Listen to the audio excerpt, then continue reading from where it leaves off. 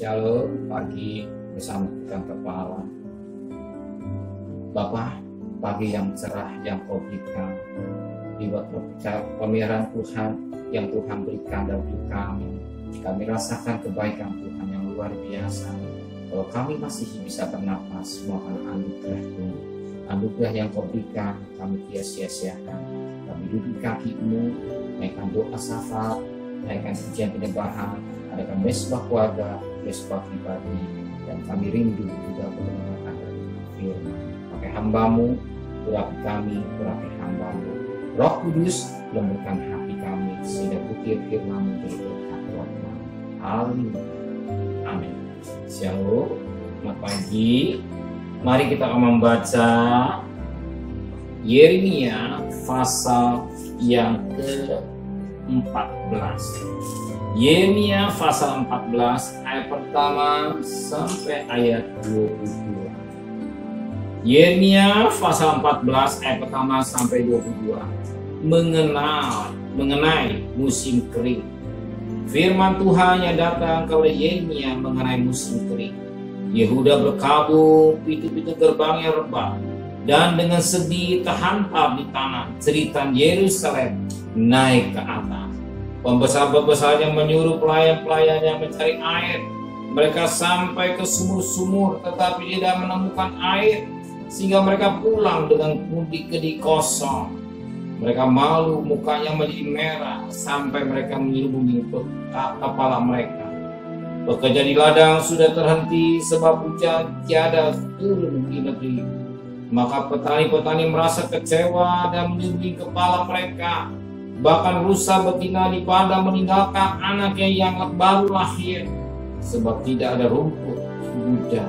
Keledai-keledai hutan berdiri di atas bukit gunung, mengap-mengap seperti serigala, matanya menjadi lesu, sebab tidak ada rumput. Sekalipun kesalahan-kesalahan kami bersaksi melawan kami, bertindaklah membela kami ya Tuhan oleh karena nama-Mu. Banyak kemutatan kami telah berdosa kepadamu, ya pengharapan Israel, penolongnya di waktu kesusahan. Mengapa engkau seperti orang asing negeri ini, seperti orang perjalanan yang hanya singgah untuk bermalam? Mengapakah engkau seperti orang yang bingung, seperti pahlawan yang tidak sanggup menolong?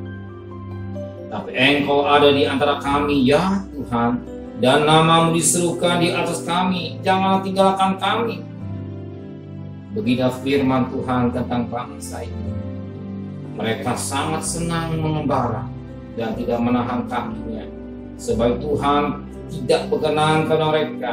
Dan sekarang Ia mau mengingat kesalahan mereka dan mau menghukum dosa mereka. Tuhan berfirman kepadaku, janganlah engkau berdoa untuk kebaikan bangsa ini. Sekalipun mereka berpuasa, aku tidak akan mendengarkan seruan mereka. Sekalipun mereka mempersembahkan korban sajian, aku tidak akan berkenan pada mereka. Melainkan aku akan menghabiskan mereka dengan perang, dengan kelaparan, dan dengan penyakit sampah.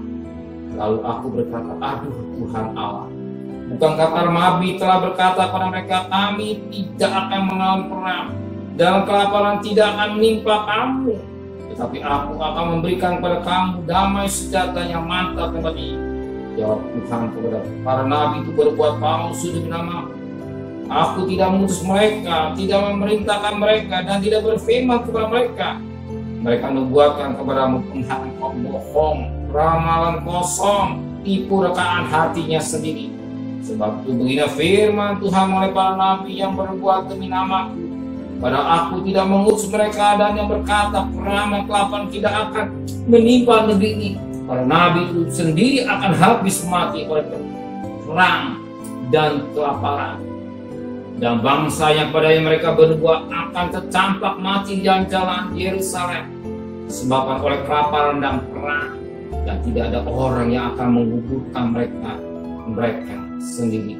Isi-isi mereka, anak-anak mereka yang laki-laki dan yang perempuan, demikianlah akan kutumpahkan kejahatan mereka ke atas mereka. Katakanlah kata ini kepada mereka, air mataku bercucuran siang dan malam dengan tidak berhenti, sebab anak darah putih bangsaku dilukai dengan luka parah. luka yang sama sekali tidak tersembuhkan.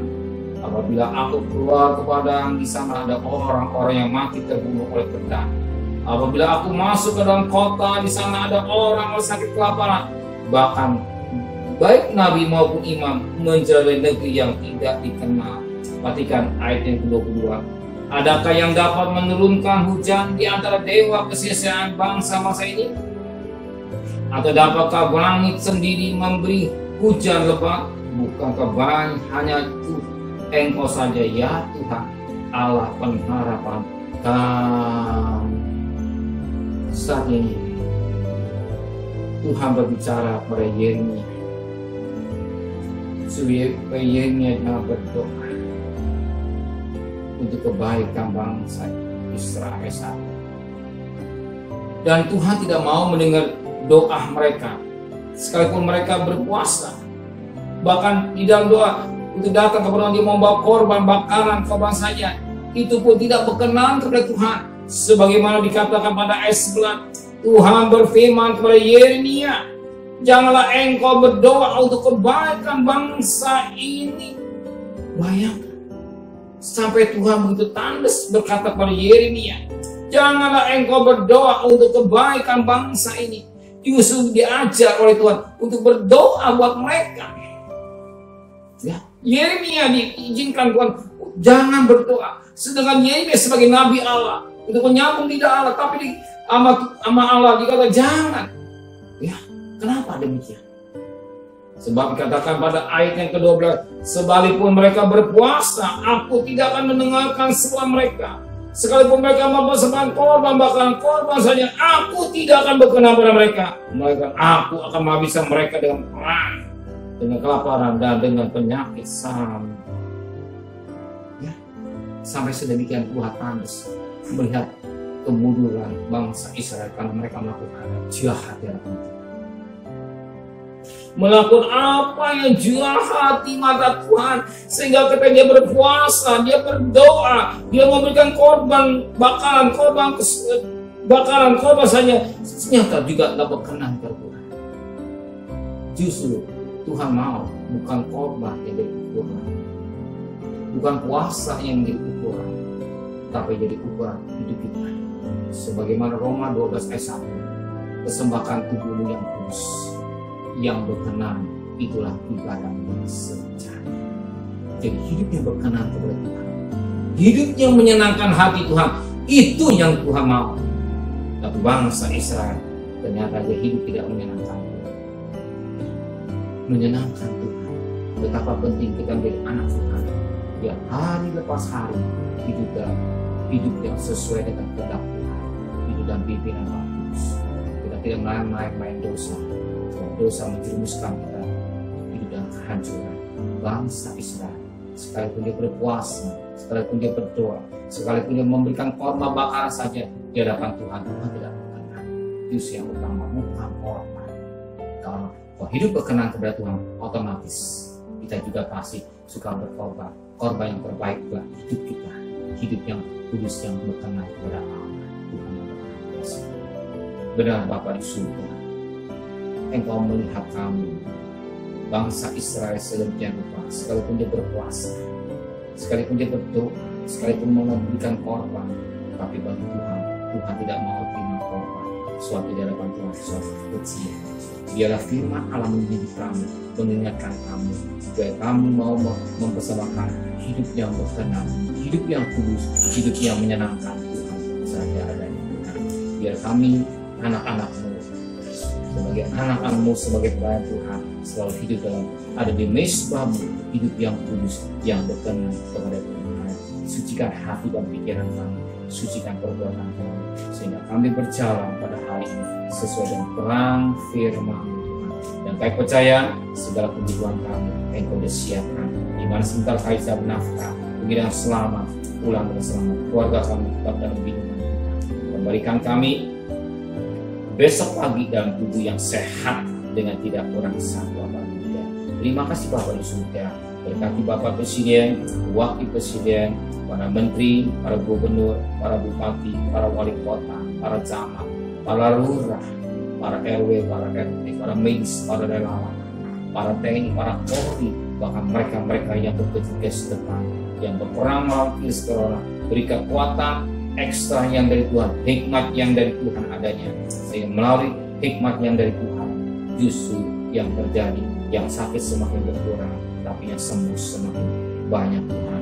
Dan mereka mau taat pada pemerintah Tuhan, sehingga jangankah ini negara kami mengalami seperti di India, tapi cukup Tuhan, hanya sekedar Tuhan. Tapi mulai vaksin biar cepat selesai dengan baik, karena Tuhan mencintai tanah air kami Indonesia.